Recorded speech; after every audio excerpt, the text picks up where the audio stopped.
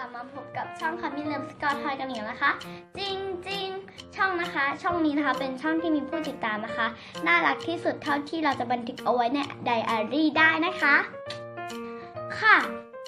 วันนี้นะคะคามินจะมาทำ6แอปพลิเคชันนะคะที่คามินลองใช้เกี่ยวกับการเรียนนะแล้วมันดีนะคะก็ไก่ล้านตัวนะคะก็เป็นความคิดเห็นส่วนตัวนะคะโปรดใช้จักรยานในการรับชมนะคะแล้วก็สามารถนำไปใช้กันได้ถ้าดีไม่ดียังไงก็มาช่วยกันคอมเมนต์แลกเปลี่ยนความคิดกันนะคะก่อนหนึ่งก็ต้องขอโทษก่อนนะคะเนื่องจากคามินนะคะไม่ได้ลงคลิปประมาณเกือบเดือนแล้วก็หายไปประกันประมาณ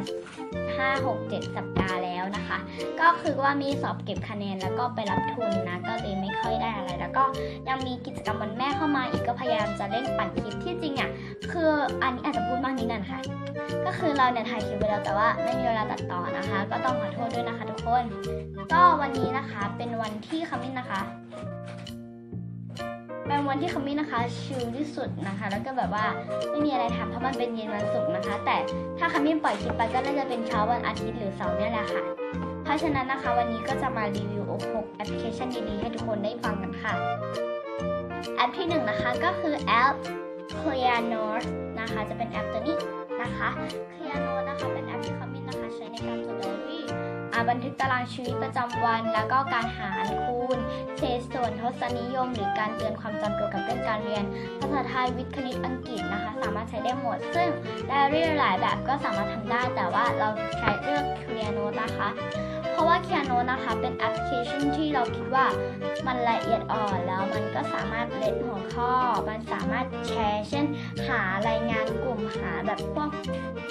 เขาเรียกว่าข่าวสารของกลุ่มอะไรเงี้ยแล้วก็ส่งแชร์กันเพื่อทำรายงานทำงานกลุ่มได้ก็สะดวกสบายแล้วก็สามารถเลือกสีล็อกอันที่เป็นส่วนตัวได้ด้วยนะคะก็แบบพิเศษสุดๆไปเลยนะก็ไปใช้กันได้นะคะ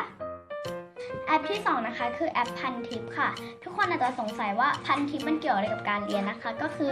คามินนะคะใช้ความคิดเห็นส่วนตัวคือคามินจะหาข้อมูลจากพันทิปนะคะโดยการเช่นการที่คนนึงจะสอบแบบแกดแพทโอเน็ตสอบเก็บคะแนนมิดเทอมอะไรอย่างนี้นะคะก็จะดูจากคนที่ผ่านประสบการณ์มาแล้วกับคนที่กำลังจะเตรียมตัวสอบนะคะซึ่งพอเขามาแสดงความคิดเห็นร่วมกันเนี่ยมันก็จะได้ข้อความแล้วก็ความรู้หลายๆอย่างนะคะที่เราไม่รู้นะมันก็เป็นทริคอันเล็กๆให้เราได้รู้ด้วยแล้วแบบเราอยากสอบเข้าโรงเรียนนู้นโรงเรียนนี้มหาวิทยาลัยนู้นนี้นั่นหรือว่าจะเป็นข่าวสารนั่นแบบวิทยาศาสตร์ข่าวโลกอะไรอย่างเงี้ยก็สามารถดูได้นะคะเพราะว่าเขาจะนำมาคุยกันแล้วเราก็เป็นผู้อ่านแล้วก็จะได้ความรู้ไปในตัวด้วยนะคะก็หลายๆแอปก็สามารถทำได้แต่ว่าเราว่าพันทิปเนี่ยจีเนียสที่สุดแล้วนะคะ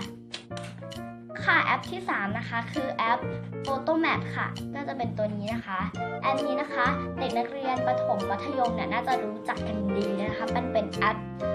ถ้าพูด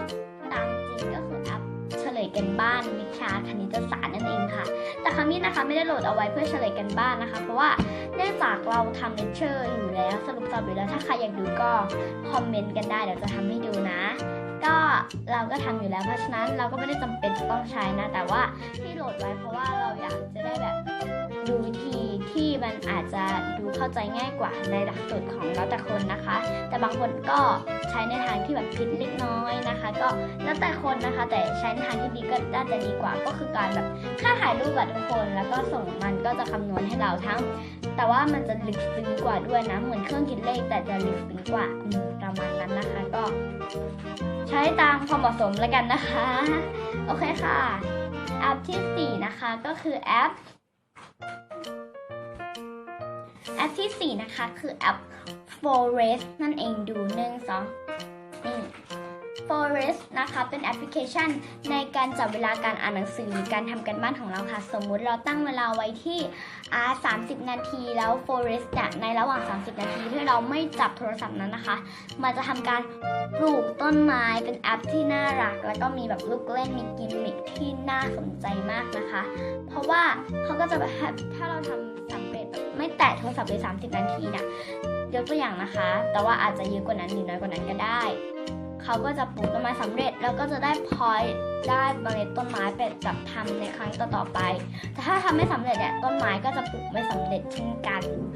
มีแบบซัมติงมีกิมมิคเล็กๆน้อยๆนะคะ นะคะ ก็สำหรับคนที่ลุกลี้ลุกลนอยากจับโทรศัพท์ก็สามารถนำแอปนี้ไปใช้ได้นะคะ เพราะว่ามันจะมีเสียงแบบ oh no อะไรอย่างเงี้ยแบบทำไมคุณทำไม่ได้อะไรอย่างงี้นะคะมันก็เตือนสติเราเหมือนมีพ่อแม่คอยดูเราอยู่ตลอดเวลาเหมือนกันนะก็ดีมากๆเลยนะคะค่ะส่วนแอปที่5นะคะก็คือแอป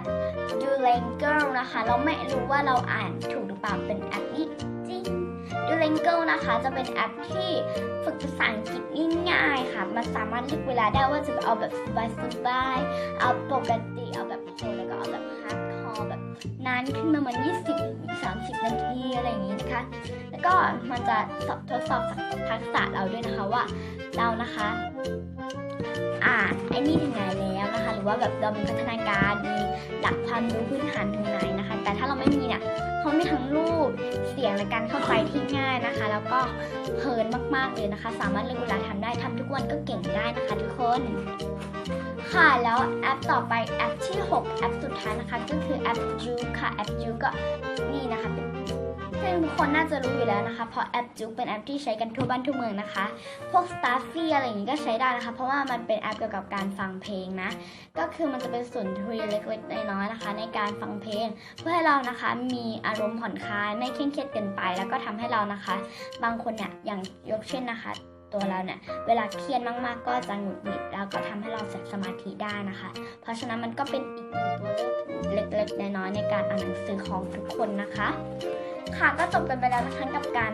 รีวิว6แอปพลิเคชันนะคะหวังว่าจะเป็นที่ชื่นชอบของทุกคนนะคะอย่าลืมกดไลค์กดแชร์กด Subscribe ให้คัมมิ่งนะคะแล้วก็เป็นกำลังใจไปด้วยกันนะคะสำหรับวันนี้ขอบคุณที่ดูคลิปจบค่ะก็บ๊ายบายนะคะเจอกันค่ะ